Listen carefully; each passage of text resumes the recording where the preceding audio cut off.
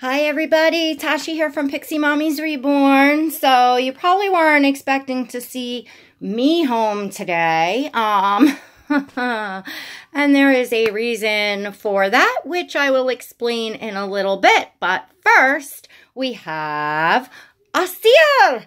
Yes, my main little man. Everybody loves Assir, and as those of you that have been with me know that Assir has a very special place in my heart and in my collection. To those of you new, hello and welcome. This is Assir. He is the Sally Sculpt by Bonnie Brown, and his artist is Kymberlee at Kymberlee's Cocoon. She's very special to me, and Assir is very special to me. He wears glasses, but he doesn't have them on right now. So, I wanted to start out with something fun. It's been a very rough few days for me, and a little bit of upcoming unknown and what is known I'm scared about. I'll get to you all in that in a few minutes. But first, I wanted to take the time to do something fun. So, I wanted this last year, this outfit that I'm about to show you, for Assir for Christmas. And it just, he came he came in December, and I just, I had a lot going on and I just didn't order the outfit. So voila, this outfit just screams Assir. It did last year when I saw it. In fact, I believe that Kymberlee tried to get it for his box opening, but they did not have it in size newborn. So I know it's one she would have picked for him too, which she is really great about picking out perfect clothes for babies' personalities. So this is 2 pieces. I will describe it as I'm taking it apart here, taking the tags off. I ordered it online and had it sent. Obviously, as you all know, I'm not getting around these days in the car. And it has these adorable little suspenders. So the top piece is blue, like a light denim blue. And it's buttoned down. It is a onesie. It does button at the crotch, but it just looks like a formal button-down shirt with a collar. And it has this adorable little red bow tie. It goes all the way around and Velcros in the back with the bow tie in the front. And then the pants are in a red, and they have a button, and they have cream and red striped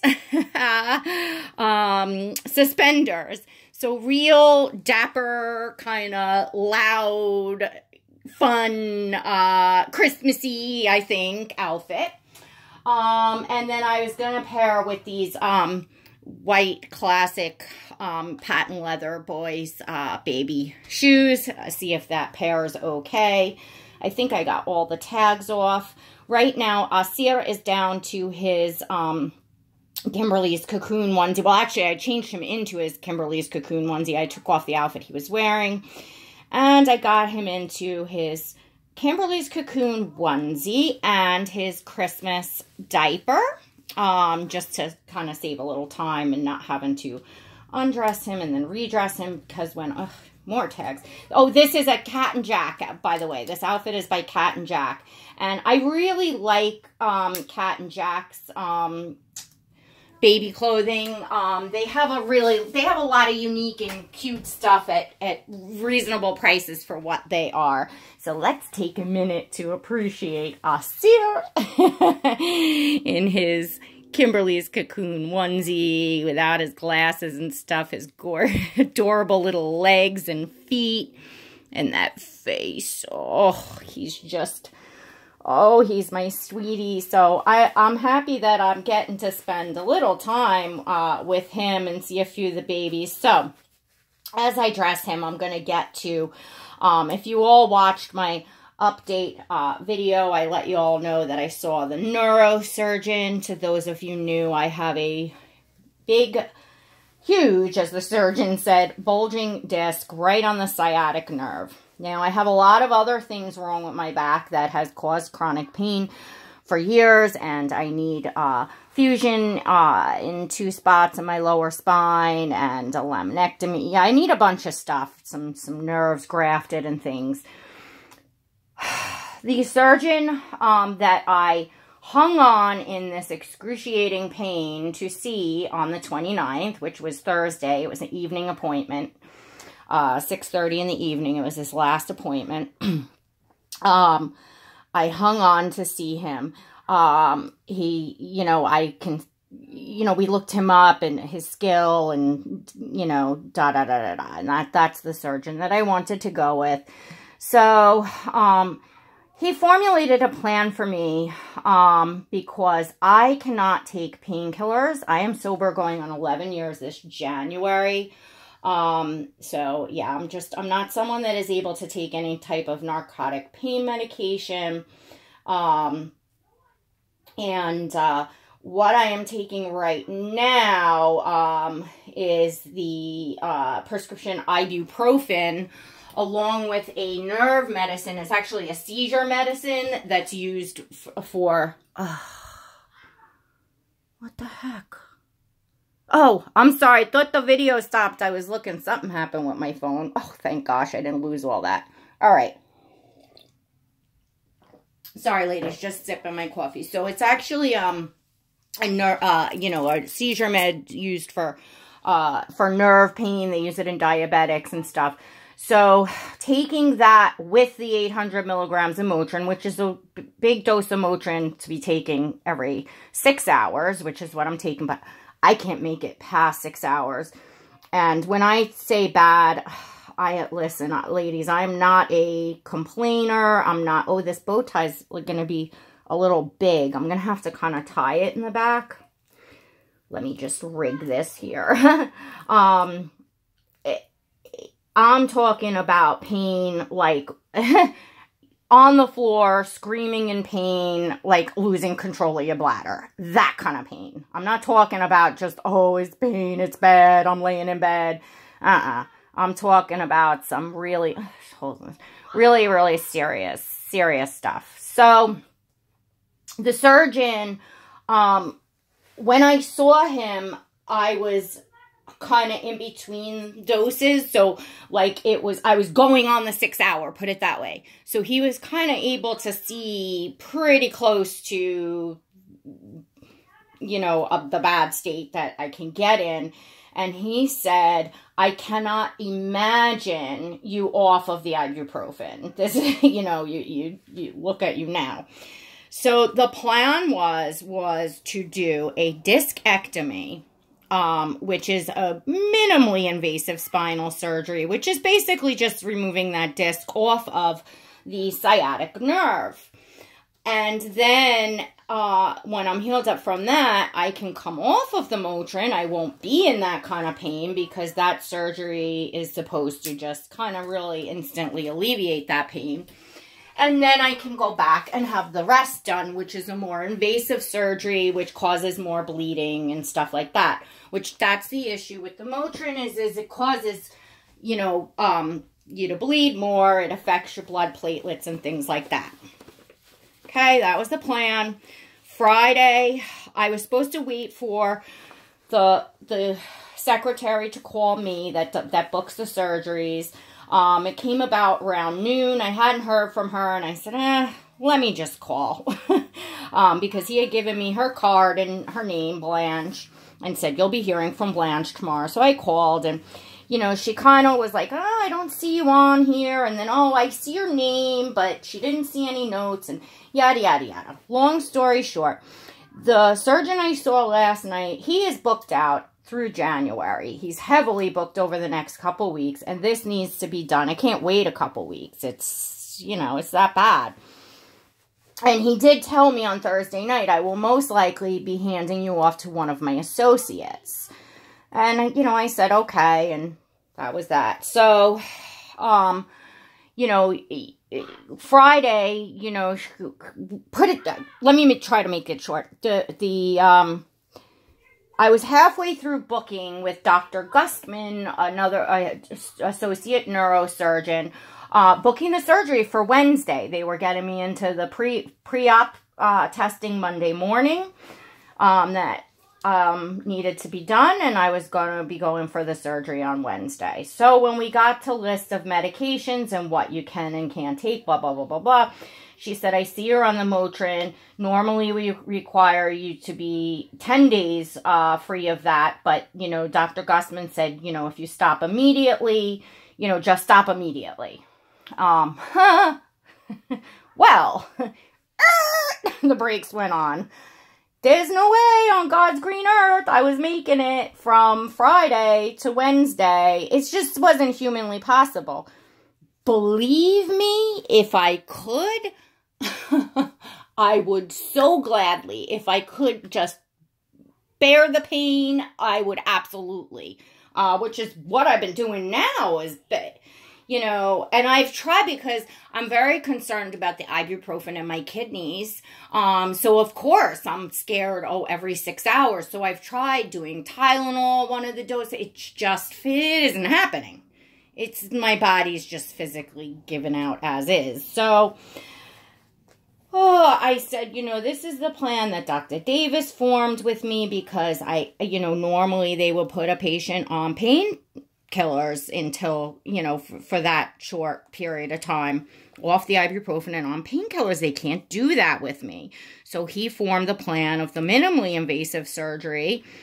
He said, I couldn't imagine seeing you not having the Motrin. So he didn't say anything about, well, you'll have to deal with coming off. He didn't, I would think Thursday night he would have said you need to immediately stop taking the Motrin because they're not going to allow you to be on it.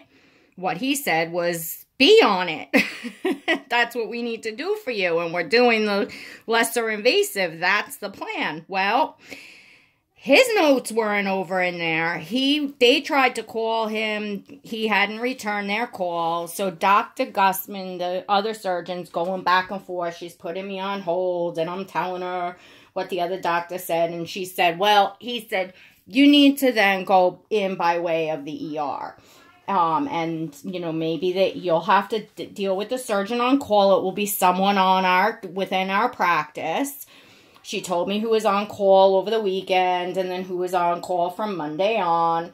And she said, I don't know exactly what they'll do. Maybe they'll try to manage your pain with IV Tylenol, take you off the whatever, but you have to go in as an emergency.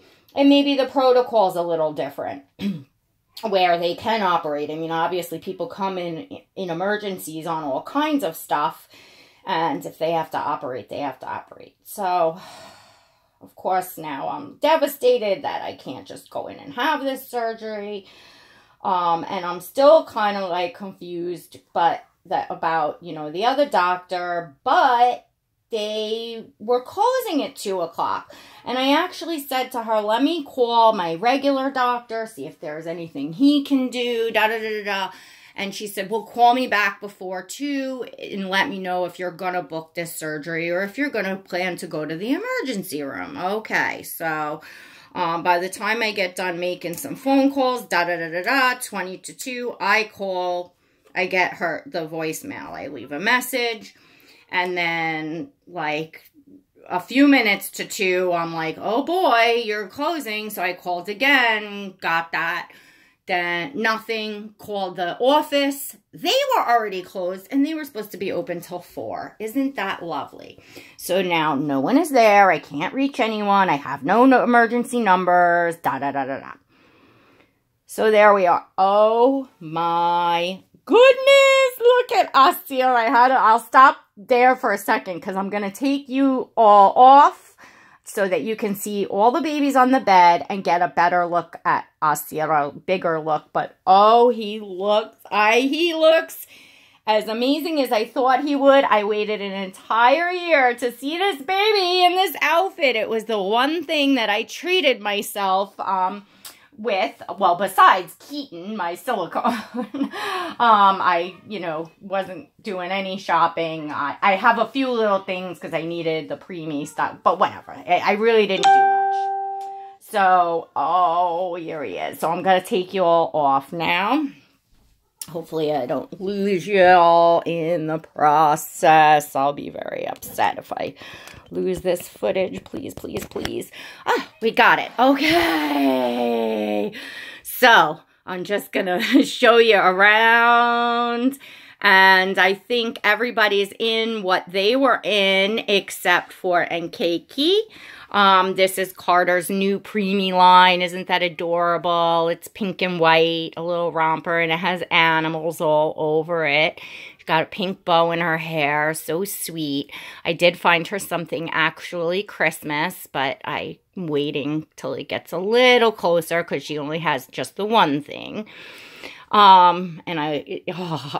She's just, oh my goodness. So, all right. So I'm going to now just go around. And of course, baby Keaton, I mean, he's in the same thing as y'all have been seeing him in. I haven't changed him yet. But there he is.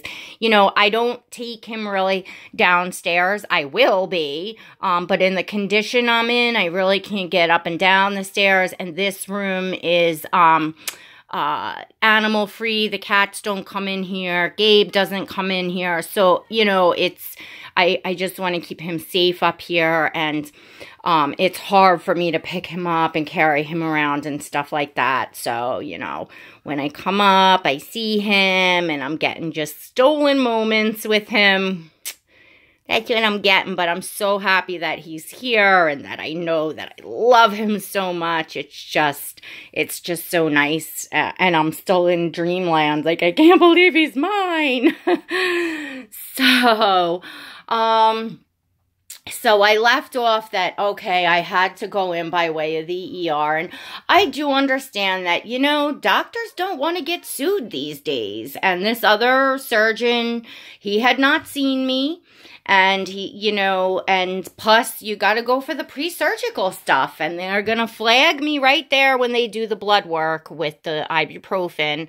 And it might be out of the control of the surgeon's hands. And the Dr. Davis, who saw me Thursday night, might not have been thinking about that, you know. So that is what it is. Well, go to the emergency room last night. Now, mind you all, this hospital is about 35 minutes away from us. It's not our local hospital, but it's the hospital where the neurosurgeon and well, team of neurosurgeons now, because I'm dealing with a team, not just the one neurosurgeon I chose. I'm just turning Shay's head so you can see her cutie pie face. I don't know, does it look like her eye turned a little bit? It does.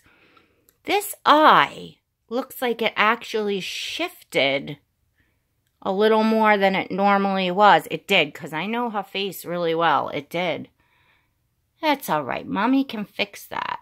The other one didn't, because she was always looking this way, but that's too much. I thought she was looking kind of funny. That's why I went to turn her face. All right, anyway, yeah, totally distracted here. Back to the emergency room. So we made a plan for my husband to put in the day's work yesterday because, of course, we're dealing with that too. And we don't have any help. And we have Gabriel. And, you know, he's doesn't get paid time. And I don't want to get into, like, our real personal stuff. It's just, that's what needed to happen. Plus, I needed to do quite a bit of preparing here and leaving notes and leaving food made up for the sugar gliders and all kinds of things. Because I was not expecting to be in the hospital for Lord knows how many days. This was supposed to be ambulatory surgery, in and out in one day. I expected to be here off my feet and recovering, but I did expect that I would actually just physically be here to, like, talk and say this needs to be done, that needs to be done. Anyway, so, you know, I did preparations yesterday, and finally around probably, I would say 9 p.m. last night, you know, we headed underway out to the ER. Well, we pull up and it was like a parking lot in the front. We could barely get the car, and we had to circle around many times before we could even get the van up to the front doors of the emergency room. So you could see just by there how packed they were, but okay. So now, and mind you, I have the seat all the way back, so I'm laying down as far as I possibly can be. I am now going on the 6th hour again. I am in excruciating pain. Tears are just pouring down my face. I'm gripping the, the seat thing. It was terrible. And, my husband goes in to tell them, I need to bring a stretcher out to the car for my wife. She can't walk. She can't get into a wheelchair. And they said, oh, well, sorry, we have no room. We have no beds. We have no stretchers. You'll just have to, carry her in, put her in a chair, whatever. And he said, you don't understand. She can't sit. And he explained the disc. And, well, that's too bad. Came out, said to me, what can we do? I'll walk you in. And of course I could get on my feet and walk, but the problem is then once in there, I couldn't stand there and wait that long. And I certainly can't sit. So what am I supposed to do? So I said, you have to go back in. There's no way that I'm getting in there any other way but on a stretcher. He went back in and he came out not happy, and I wasn't going to push anymore because he was losing his temper, and he's a very mild-mannered man, but, I'm there crying in pain, and he came out and he said, the nurse was really nasty. She slapped on a pair of gloves, grabbed a wheelchair, and said, she's just going to have to get in it, and started coming out, and he said, forget it. It's just not going to happen. So he said, let's go around the corner up to Burger King and we'll call an ambulance. What else are we going to do? So we get up to Burger King and I said, and now I'm like, and of course my son's in the back of the car. It's just terrible. And of course I've got to pee so bad because I can't make it past a half an hour. I guess my bladder's overstimulated or the nerves are pushing, whatever the case. I really don't know. I just know I can't make it very long without having to pee. So I'm there and I said, you know what? This is not good. They are obviously very, very busy, packed, and I have concerns because I can tell you over the past 11 years that I have experienced a lot of unpleasantness in the healthcare profession and being treated in the hospital and emergency room. They do not necessarily always treat addicts in recovery very kindly. They just kind of assume everyone's just a junkie off the streets. And so, when you have any sort of a history, and I've experienced this in the past, going in and being totally upfront just so that they know my medical history, whereas I didn't have to share any of that. But that's just me. But, I wised up to that, in time. But this is something that, for, many reasons and anesthesia and all that I don't have a choice, but to share, full disclosure. And that in itself scared me, how I was going to be treated going in and that they're going to be trying to manage my pain and da-da-da-da-da. So no less, I'm thinking I'm going to go in when they're this crowded with some nasty intake nurse. I'm like, we've all had it. It was a long haul to get here. I said, let's just go home, make a new plan. I took my Motrin and my nerve meds, halfway through the ride home, I kind of felt myself relaxing and the pain subsiding to a better point, da-da-da-da-da.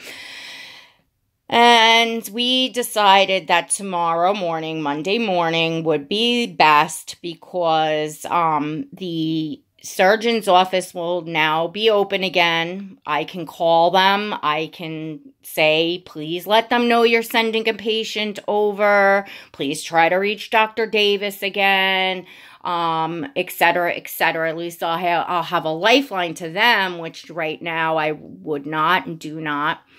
It certainly should not be as crowded Monday morning. All the doctor's offices close up. The ERs are, you know, usually not busy like they are on a Saturday night. We will have to go. We do not live close to the hospital, so if we call an ambulance from here, they take you to one of a few local hospitals. They can't just upon request transport you all the way out to where we're going. But my parents live 10 minutes away from the hospital, so we are going to just drive there and call an ambulance to ensure that I get in on a stretcher and, you know, perhaps seen a little faster. But as long as I'm on the stretcher, if I have to wait, I have to wait. So that is the update. That is why I'm still home. I thank you all that have come here to see adorable reborns, which I've tried to show you, for listening to my continued blog story, whatever, you know, here on my health. I am at this point just ragged, worn down, absolutely terrified of the unknown in this. No matter how nice you come off, no matter how much you pray, no matter how good you are to, you know, and just pleasant and polite and respectful and well-dressed or whatever you go in as, you still tend to get, you know, can get treated not so nicely for certain reasons, and that bothers me, but you know, no point in crying in my soup over it, and it is what it is, and I can only pray that whoever is there tomorrow morning will be, you know, whatever, and I can only pray that the surgeon, because I'm dealing with the on-call surgeon, this is the surgeon that will be there from Monday on, will be willing to operate quickly, because that is what I need. I need the operation. I'm like desperately here trying to get it.